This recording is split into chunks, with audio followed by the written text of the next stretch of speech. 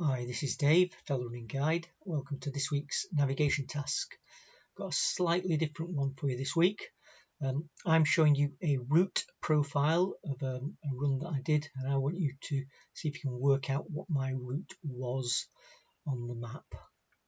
So the map we're using is the Ordnance Survey 1 to 50,000, and I'm telling you that I started and finished at the red circle.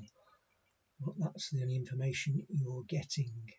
So can we work out where the route was? Let's have a look. See from the profile, see what we can see, the significant points. Just say down the left hand side we've got meters, so these are heights above sea level that will be shown on the map, and then these are distances in kilometers along the bottom. So what can we see?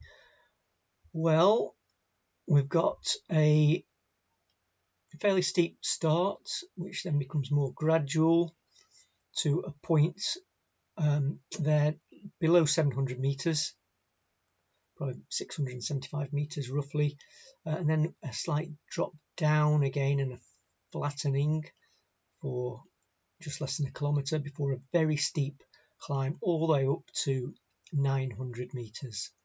And then we got a very steep descent all the way down to roughly 450 meters before a steep climb up again to 750 meters, then a short steep downhill, and then a flattening, slight rise, and then downhill all the way to the finish, quite steep downhill finish. So can we see any of that on the map? Well, first of all, let's have a look for that 900 meters point, because that will really help telling us where we've gone. And looking at the map, there's only one point on there realistically that could be. So we see here Great Gable, 899 meters. So we're heading from the Honister mine to Great Gable. So what route would I take?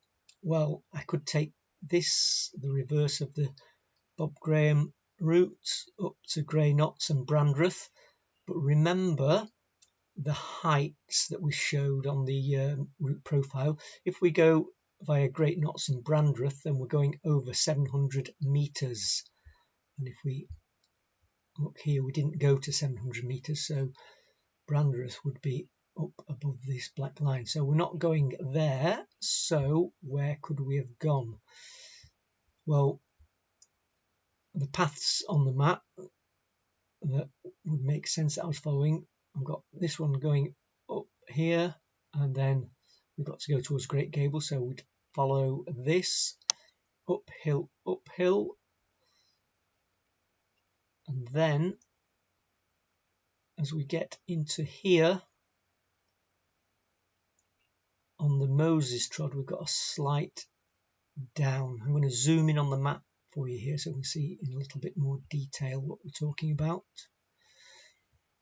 So this Moses Trod, from this point here, we've got a slight drop down and then coming in towards Great Gable. So if we get to this point here, we've got a choice.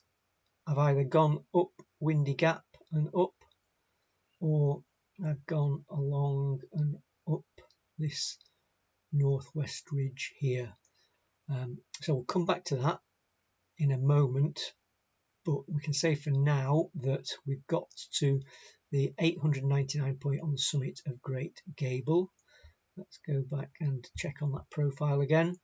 So downhill all the way now to 450 meters before rising again. So coming off Great Gable, if we came down here and then headed for Styhead Tarn, we'll see here, look, this contour line, the bold index contour, is the 450 meters. So it makes sense that we headed for there. Then let's have a look again at the profile. So from 450 meters, a very steep climb back up to 700 probably 750 looking at that. So could we have gone steeply up Aaron Slack to here? Note that 801 height is for Green Gable.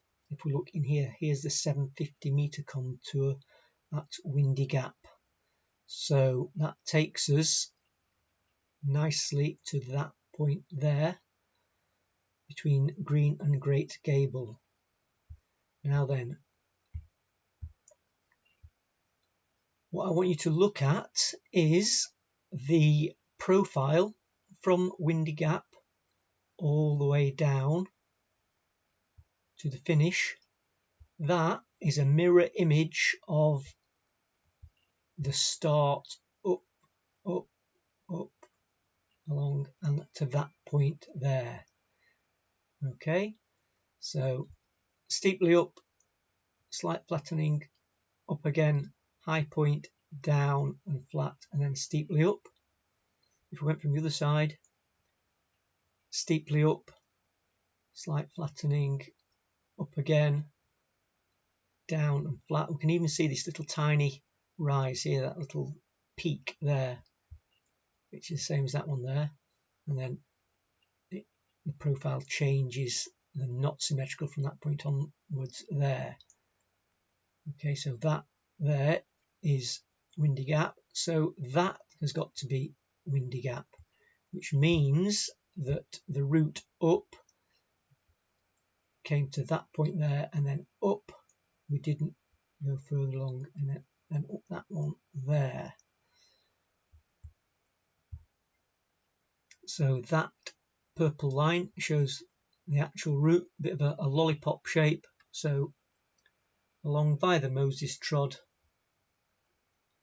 from that point there, up to Windy Gap, up to Gable, and then down Stye Head Tarn, back up to Windy Gap, and then home following the same route. So hope you worked that out. I know some people got the answer correct. Well done if you did. I hope you found it interesting. Thanks for watching. And as ever, look out for next week's navigation task. Bye for now.